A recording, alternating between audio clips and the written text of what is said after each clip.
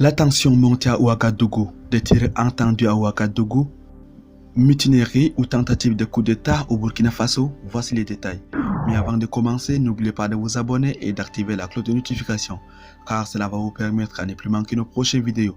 Bon visionnage.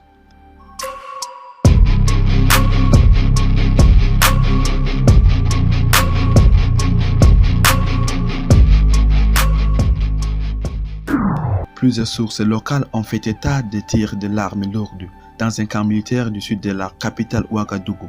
Les accès de la ville sont bloqués par des militaires. Plusieurs sources locales contactées par notre agence de presse ont fait état des tirs de l'arme lourde dans la nuit de jeudi 29 à vendredi 30 septembre à l'intérieur du camp militaire Babassi, situé dans le sud de la capitale de Burkina Faso.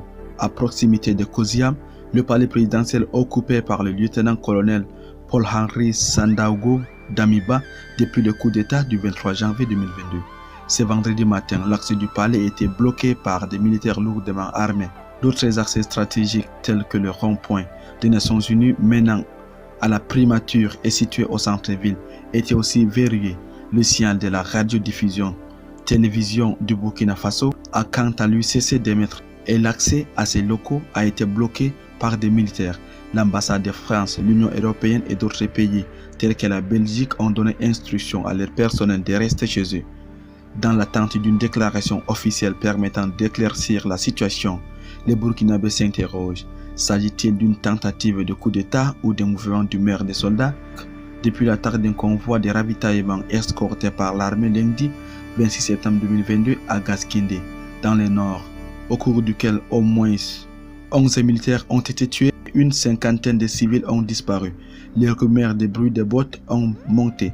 Depuis 2015, les groupes djihadistes affiliés au groupe de soutien à l'islam et aux musulmans ou à l'État islamique au Grand Sahara ne cessent d'étendre leur emprise sur le Burkina Faso. Leurs attaques contre les cibles, tant militaires que civiles, ont fait des milliers de morts et provoqué le déplacement de quelques 2 millions de personnes.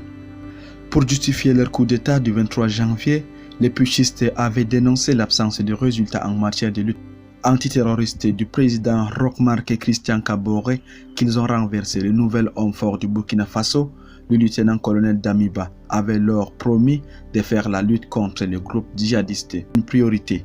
Mais les attaques se sont poursuivies à un rythme effréné.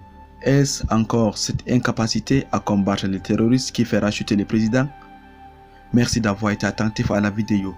N'hésitez pas à nous mentionner en réaction vos commentaires. Abonnez-vous pour plus d'informations.